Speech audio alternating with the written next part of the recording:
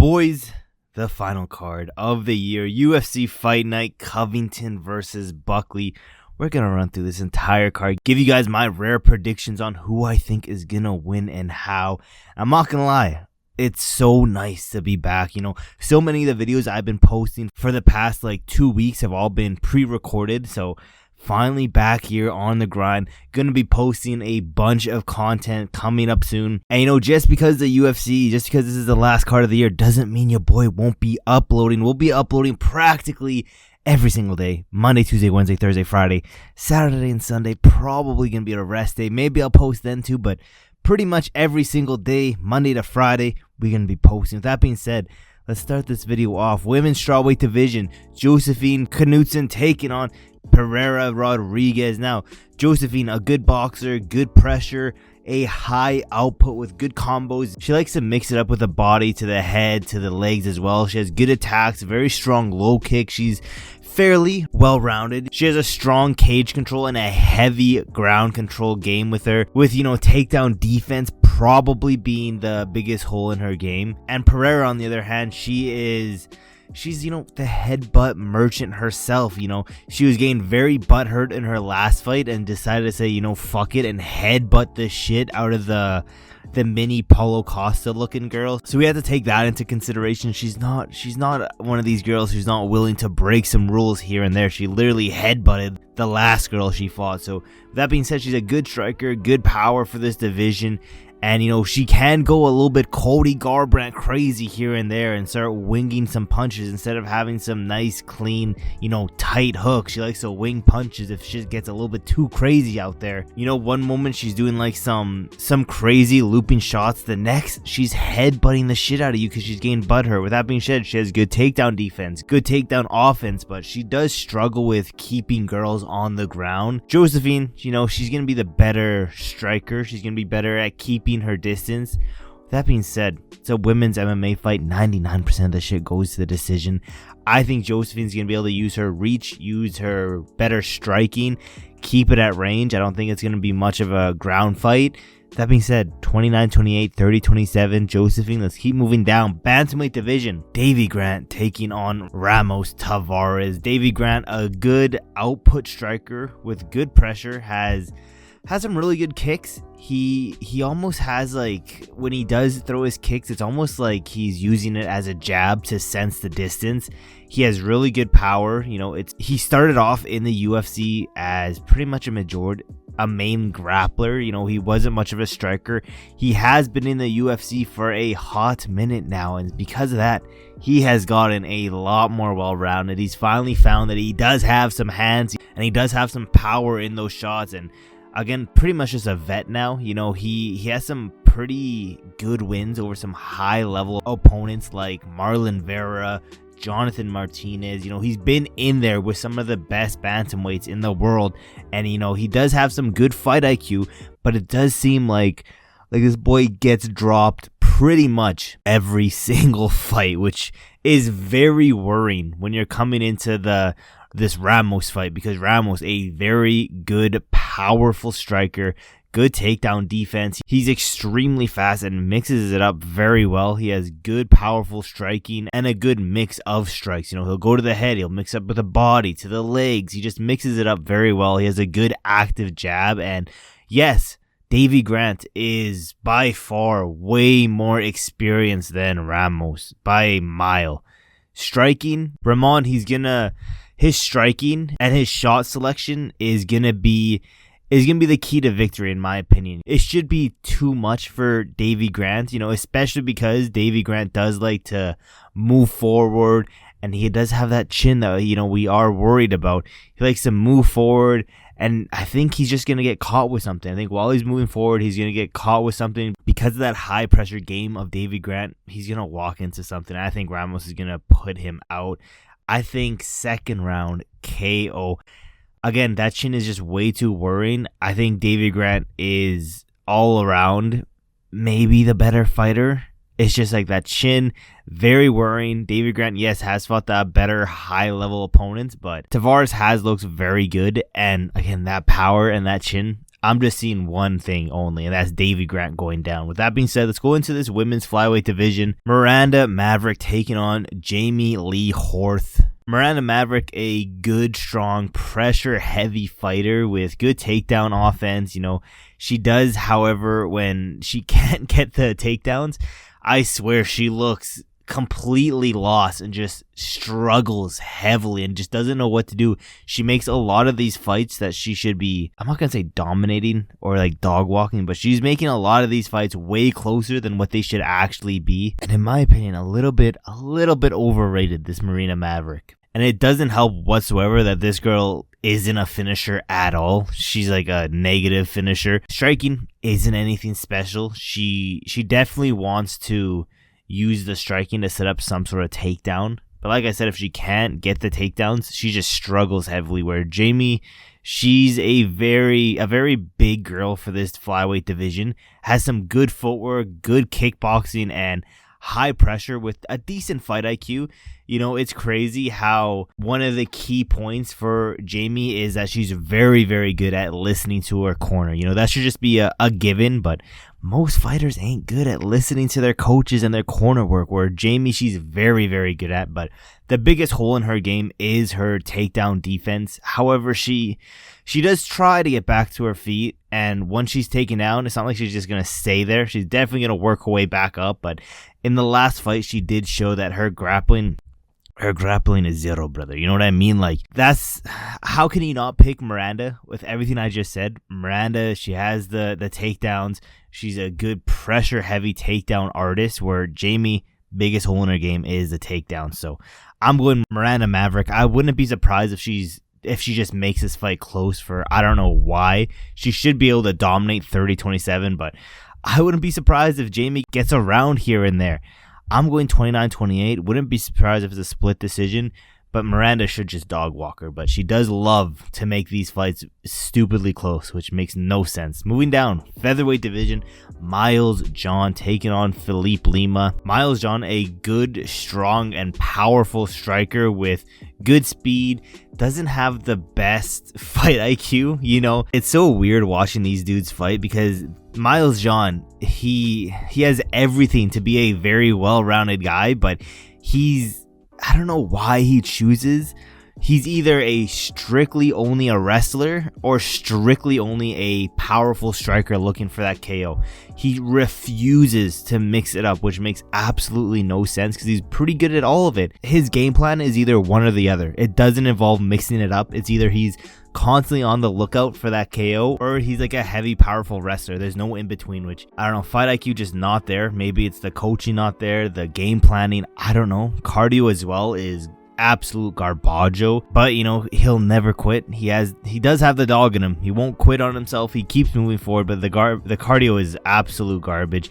Felipe Lima, typically fighting at that bantamweight division. He's up in this featherweight division, but typically a bantamweight fighter. He's a very well-rounded prospect, someone you should keep an eye on, with some creative, dynamic striking, good explosive grappling, and this boy loves to be flashy, not only with his striking, but he loves to be flashy with those takedowns. He'll go for a strong, powerful, single leg, double leg, and slam your ass to the ground. He's really good at keeping a good pace. Not much of a power puncher this dude is, but he has questionable cardio. We don't know how well his cardio is.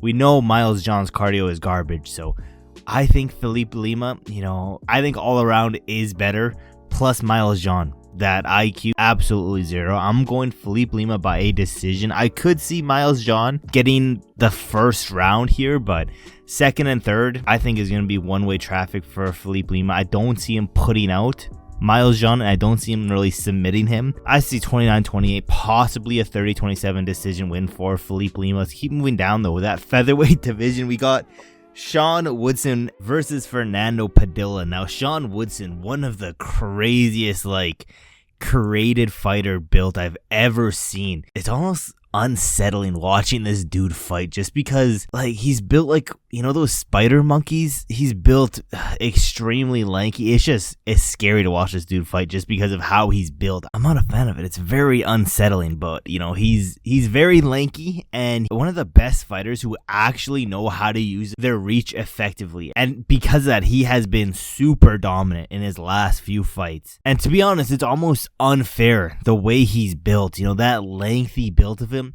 And because he actually has some fight IQ and he knows how to use that reach, unfair. He's coming off a pro boxing background, so he does have some good hands with him. He has some good takedown defense as well, which it makes absolutely no sense because this dude has like daddy long leggy legs. Absolutely no idea how people don't take him down. He's really good at sprawling his legs out so people can't get a full reach around. His legs are like double the size of the normal fighter's legs, and yet his takedown defense is honestly some of the best in this featherweight division. Let's go down to Fernando though. Fernando, he has, this dude has a crazy long neck, you know, like paws. These dudes, some of the craziest created fighters I've seen in a minute. He has a good range to him, but he refuses to use his range. He wants to make it like a dirty boxing type of fight. Fights very aggressively in the pocket with some nasty knees in the clinch. But when he does get things to the ground, you know, it's not like he's hunting for takedowns or anything. But if he does get it to the ground, he does have some submission threats here and there. But Sean Woodson, built unfairly, I feel like he's going to dominate this fight. It should be a 30-27. He's been looking really good as of recently. So 30-27, decision win, dominant win. I don't think he's gonna finish someone like a Fernando, but it could happen. But I think it's just gonna be a dominant win for Sean Woodson. Let's keep moving down to that lightweight division now. Joel Alvarez taking on Drakkar Klose. Now Joel, he's very, very tall for this division with a good reach. He also knows how to use his reach very well. He has some good kicks. You know, okay boxing, nothing special about it, and some good grappling, but this dude just refuses to defend takedowns. I believe every time someone has tried to take him down, he has been taken down. With that being said, if it does go to the ground, he hunts submissions and he has some dangerous work off his back. Definitely don't want to be in this dude's guard. Definitely don't want to be on the ground with this guy at all. Has submitted a good portion of the dudes that have taken him down, so definitely don't want to be doing that. He has looked really good in his last fight. He looked really good, where Drakkar Klose, he's a good wrestler who has gotten more well-rounded as time has gone on. You know, he has rounded out his striking game before, nothing but a wrestler, but he has rounded out that striking game of him where he has now some good solid boxing with him, good speed, good power, and some good takedown offense, but he struggles with takedown defense at times, where I don't think that's going to matter in this fight at all. He can go to the distance or he can find a finish in the fight. Very well rounded and good cardio to him, but I just think Joel Alvarez is better everywhere. However, it's a close ass fight. 29-28 Joel Alvarez. I could see Drakkar trying to do some work on the ground and getting caught in a submission, but I think it's going to be majority a stand-up type of fight. 29-28 Joel Alvarez. I think Drakkar is going to have some success here and there. Like I said, it's a close fight, but I just think Joel Alvarez is better pretty much everywhere. Let's go down. I believe this is the main event of these prelims, the lightweight division. Michael Johnson taking on Ottman Azatar. I think that's how you say his name. Johnson, he's a vet of the UFC, you know. He's been here for a hot minute. A vet, has some crazy experience in not just the UFC but in MMA as a whole. He has fought some of the best lightweights, not just in the division but in the entire world. Go look at his resume. You know, he does have a shit ton of losses, but it is to very high level quality opponents. So he has some good footwork, good striking, not the most power in this division, but definitely still has the power to KO anyone. He can mix things up with takedowns, but this dude wants to keep it on the feet. You know, he has some good takedown defense as well, where Ottman, he's a very powerful and, you know, best way to describe it, just a crazy striker who wants to make every fight he's in into a war. He will march you down and throw nonstop mixes to the body, to the head, to the legs. He's a wild striker, but this dude has some garbage cardio. I don't see this going to the decision. I also don't see him catching someone like a Michael Johnson. Michael Johnson, coming off a very nasty KO in one of his recent fights, came back and got a bounce back win, but chin is starting to go, and he's also getting a little bit older here. So you do have to worry about him fighting someone like a crazy striker like this dude. I just think Johnson's more experienced, better fight IQ, and knows how to deal with fighters like this. I think first round is going to be hectic as hell. We might see a first round finish. I think, if anything, first round is where man could get it done. I don't think he's going to, though. I think Michael Johnson's going to survive the storm of the first round. This dude's going to be gassed the hell out. Michael Johnson's going to take him down, ground and pound TKO win. That's what I have. Second round, ground and pound TKO. Let's go down. After all, man's just exhausted. So it's going to be more of the exhaustion than actual like finish itself, but that's what I have. Let's go to this main card now. Main card it's okay. It's decent. You know, this whole card it's not like it's garbage, but it's not amazing either. Light heavyweight division. I don't know how the hell I'm gonna say this dude's name. Navajo Stirling taking on Tuco Tokkos. Now Navajo, I guarantee that's not how you say this dude's name. Stirling coming off kickboxing background. He has good striking. He's good at mixing it up from the body, head to the legs. He has okay output and pressure, but because of the lack of the high output, he does make sure that every strike counts. He's really good at having some nasty knees in the clinch, but he also has a very unknown ground game about him, which is very worrying, especially going into this Tokkos fight, because Tokkos is a grappler he's not that good. Let's be realistic. He's not that good. His record is a little bit padded. You know, go look at this dude's record. It's pretty padded. It's not like the most impressive wins. He pretty much waits for you to make a mistake to get things to the ground. It's not like he's a aggressive grappler trying to get you to the ground. He'll wait for you to make a mistake and take you down. When he does get it to the ground, he has some good control. I'll give him that. Some good control, decent cardio, but no power to him at all. And to sum it up, I do think that Stirling has the bigger advantage on the feet than Tokkos does on the ground, if that makes sense. Because of that, I think Stirling's knocking out Tokkos, to be honest. I don't think it's going to be the first round. I think first round we'll see Stirling do some pretty good work defending some takedowns here and there, but I'm going second round KO win. This dude has some nice power to him, and Tokkos is just not good. Let's go down to that flyweight division. Manel, Kape, Bruno, Silva. This should be a really fun fight. Manel, Kape, a fast, explosive striker who does chase the KO if it's presented, but it's not like he's just constantly chasing the KO. You know, if it's presented, he'll go for it, but other than that, he does have good fight IQ, but it's like a double-edged sword, because he does sometimes the fight IQ just hasn't been there in the last few fights. He has good pressure, good footwork, decent wrestling if he needs to use it, but it's not like he wants to be using it. He has all the tools to be a UFC champion, but in the last few fights, like I said, the fight IQ just hasn't been the best. Alongside, this dude's just been extremely inactive, where Bruno Silva, he's very well-rounded, good power, good submission threats, a very tough fighter who will never quit. He has a solid chin, good aggression, and a very forward-heavy style. He's also pretty inactive, and it's just he's getting up there in age. He's already 34 years old in that flyweight division, which is never good. Silva, he is good, but on paper, Manel, Kape is just better everywhere. But like I said, fight IQ for Manel, Kape hasn't been the best. I see this shit being a 29-28 split decision. Manel, Kape getting it done, but it's a close fight. Depends the fight IQ that Manel, Kape comes into this fight with. I think regardless, he's going to get it done. I don't think he's going to get a finish. Decision win. Let's go down to that bantamweight division. We got another super fun matchup here. Adrian Yanez taking on Daniel Marcos. Now, Yanez, I don't know why they didn't do Yanez versus Peyton Taveras. That's a fight that we wanted, and they're fighting like a month-ish apart. Stupid decision making. It is what it is. Yanez, a good technical striker with really good speed, good power. You know, a questionable chin, you know, ever since that loss to Rob Font. And this dude's weirdly a slow starter. You know, you wouldn't pick him to be a slow starter, but watching some of his past few fights, he's lost the first round every single time. He's a weirdly slow starter, but he has good takedown defense. Overall, very well-rounded. Where Daniel Marcos, a good, powerful striker, good speed, nice combos, good output, has a good, very good pressure forward style. With technical striking, he'll mix it up. He's very dynamic as well. He'll mix in some textbook 1-2 down the pipe, then a flying knees, spinning shit, elbows. He's very well-rounded and very dynamic. dynamic. He has good takedown defense and good cardio to go all 3 rounds if he needs to. And I think, he doesn't need that takedown defense at all, because I think this will be majority a stand-up fight only.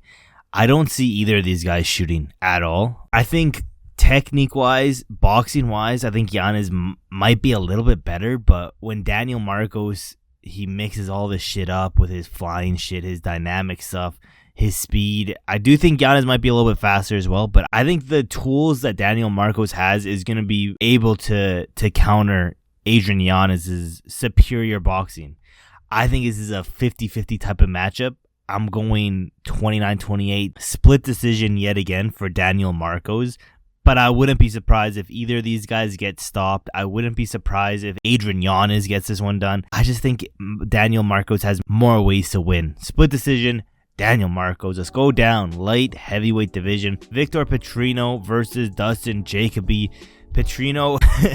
This dude, he's a good, powerful striker, a solid left hook with okay takedown defense and takedown offense. And then, on the other hand, I swear, at times he can have 0 fight IQ, like when he fought Anthony Smith and he just gave Smith his neck for that guillotine and he didn't even fight it. I don't know.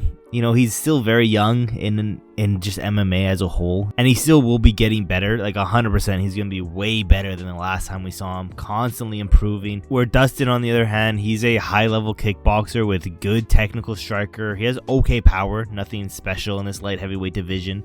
Good volume, good takedown defense, and he's really good at punishing you if you go for a takedown, which I could see happening for Petrino. However, Dustin is 36 years old, and he's coming off a knockout to Dominic Reyes, and I think his chin is personally gone. He's getting a little bit older out there. And no, this is a fight where Vitor Petrino should go out here and get a highlight reel KO. The power difference, him having the threat of the takedown. I see Vitor Petrino getting it done in the second round. Nice KO win, highlight reel, bounce back win from that Anthony Smith performance. That being said, let's go down to this. I believe this is the co-main event. Yeah, featherweight division co-main.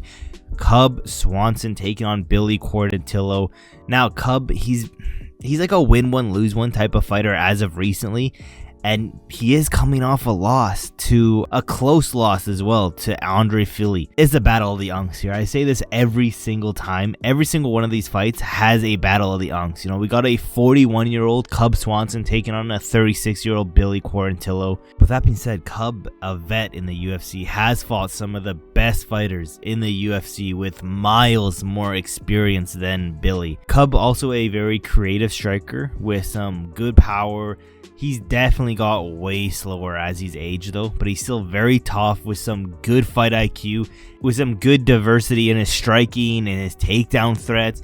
Very, very well-rounded Cub Swanson. Billy Quarantillo, on the other hand, he's a good grappler with, okay striking. He has some good aggressive pressure to him, a very weird style to be honest. But he has some good takedown defense and takedown offense, but I just think, the win one, lose one type of performance. We got that shit already locked down. That's already a favor for Cub Swanson. I think Cub is just all around more well-rounded than Billy, and I think Cub has more ways to win. I think Cub's winning this one 29-28. Do I think it's going to be a split decision? I could see it, but with that being said, it doesn't matter. It's very written in stone. He's a win one, lose one type of fighter, and Cub lost his last fight, so he's bound to win this one. Cub Swanson, getting it done, decision win. Let's go down to this main event now. Welterweight division. Colby Covington taking on Joaquin Buckley. I'm not gonna lie, I got no idea why Covington decided to take this matchup. Colby Covington it looks like those Usman fights has definitely taken a lot out of Colby Covington, and it looks like